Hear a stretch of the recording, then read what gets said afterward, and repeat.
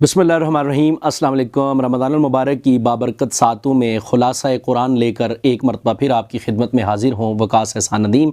आप देख रहे हैं मेरा फेसबुक पेज और यूट्यूब चैनल। कुरान अज़ीम शान का 14वां पारा है और इस पारे के दो हिस्से हैं। सूरह हिज्र मुकम्मल है और सूरह नहल मुकम्मल है।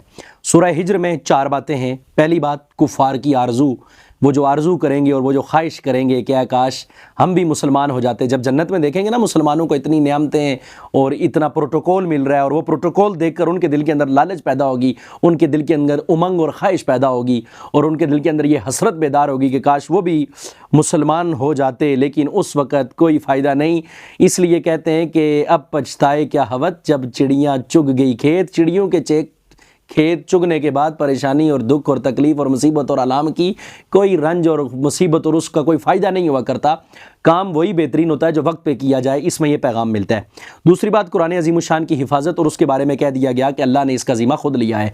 अब आप ये देखेंगे, बड़ी एक दिलचस्प बात है कि कुरान की हिफाजत का ज़िम्मा अल्लाह ने लिया है, और अल्लाह रब्बुल इज़्ज़त उसके लिए इंतखाब किसका कर रहे हैं? एक मासूम बच्चा 6 साल का, 5 साल का, 7 साल का, आपको कुरान अज़ीम शान अलिफ लाम मीम के अलिफ से लेके वन्नास की सीन तक बग़ैर गलती के, बग़ैर अटकन के, ज़बर ज़ेर पेश की गलती के भी आपको सुना देता है। ये कुरान का ज़िंदा मौजज़ा भी है और कुरान की हिफाजत का एक ज़रिया भी है।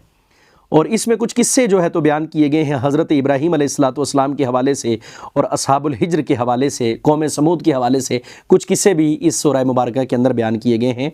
और इसमें एक और बात ये बड़ी दिलचस्प कि इंसान की जो तख्लीक है उसके हवाले से बात की गई कि इंसान को अल्लाह रब्बुल इज़्ज़त ने मनी से बनाया, फ़रिश्तों को मसजूद बनाया और शैतान मरदूद हुआ। इसने क़यामत तक इंसानों को गुमराह करने की कसम खा ली। इंसान की जो तख्लीक की गई है उसके हवाले से इस मुकाम पे बात की गई है। सूरह नहल है, उसमें 5 बातें हैं। देखें, तौहीद की बात है, रिसालत की बात है, ये वो मिले जुले मौज़ूआत हैं जिन पे हमारी गुफ्तगू पहले पारों के खुलासों में भी तकरीबन रही है। और जो तीसरी बात है यहाँ पे वो शहद की मक्खी के हवाले से है।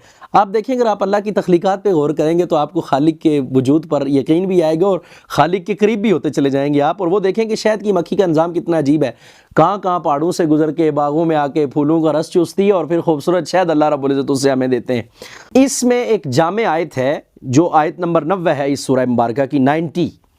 उसमें 3 बातों का हुक्म किया गया और 3 बातों से मना किया गया है। बड़ी जामे आयत है और 3 बातों का हुक्म, इबादात और मामलात में अदल, दरमियाना रास्ता, मियाना रवि इख्तियार करना, इबादात में भी और मामलात में भी, हर एक के साथ अच्छा सलूक और क़राबतदारों के साथ ताउन, वाज़े मना करदा कामों और जुल्म करने से जो है तो रोका गया है।